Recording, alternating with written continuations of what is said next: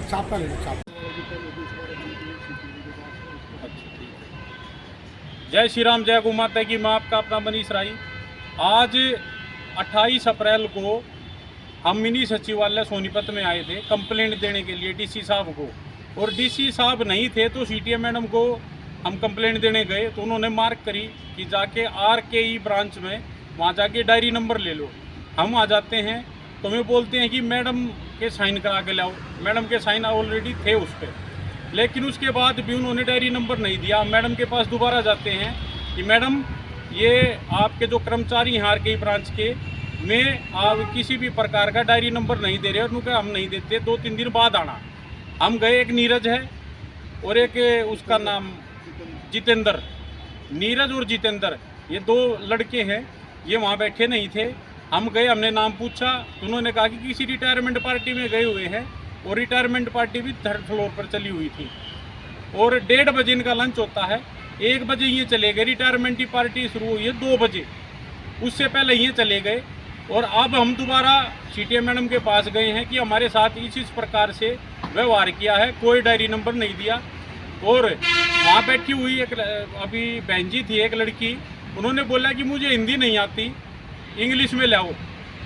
और दूसरी बैठी थी, उसने कहा मुझे हिंदी नहीं आती, इंग्लिश में लाओ। एक बोल रही हिंदी नहीं आती, इंग्लिश में लाओ। इस प्रकार का व्यवहार क्या है? इनको सिफारिश करके भर्ती कर रखा गया, अपना कोई निजी आदमी लगा रखा गया इनको। जब ये कंप्यूटर पे बैठे हैं तो इनको डायरी नंबर देने में आपत्ति क्या है? क्या इनको डर लगता है कि भाई हमारी ये कंप्लेंट बढ़ जाएगी और सरकार इनसे पूछेगी जो 60 दिन में, 90 दिन में या 1 महीने में जो कंप्लेंट का जो समाधान होना है, तो उस प्रकार का व्यवहार इनके साथ ना बने। मैं फिर से निवेदन करूँगा यहाँ के शीर्ष नेतृत्व से कि इन पर ये जो 2 मैंने नाम लिए हैं और एक वो बहन जी बैठी हैं, उनके इन 3 के खिलाफ कंप्लेंट हम वीडियो के माध्यम से देते हैं।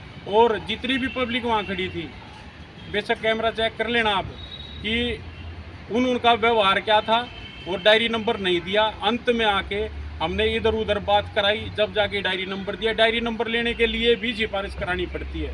इस प्रकार का व्यवहार है। चलो, हम तो समाज सेवी हैं, हमें पता है कि इस प्रकार का क्या व्यवहार होता है। हमारे साथ ऐसा है तो आमजन के साथ क्या व्यवहार करते होंगे। सीएम विंडो दिसंबर में लगी थी, 15 दिसंबर को सीएम विंडो लगी थी, वो सीटीए मैडम के पास पेंडिंग पड़ी है। इनके खिलाफ कंप्लेंट थी, इन्होंने उसको गदी गेट में घेर दिया कि कभी हमारे खिलाफ कंप्लेंट हो जाए या और प्रकार का कुछ व्यवहार हो जाए। फिर निवेदन करूंगा माननीय मुख्यमंत्री जी से कि सोनीपत इस प्रशासन को सुधारा जाए, सख्ती के साथ लिया जाए। नहीं तो यहाँ इतनी पब्लिक आती है, इतनी पब्लिक यहाँ परेशान होके जाती है, भाजपा सरकार को गाली देती है, कारण ये प्रशासन अपना काम ठीक से नहीं करता। तो आदेश दिए जाएं कि कोई ना कोई इस प्रकार का व्यवहार रखा जाए कि इतने दिन में समाधान हो, कंप्लेंट का समाधान हो, या उसका कोई ना कोई व्यवहार निकाला जाए। जय श्री राम, जय गौ माता।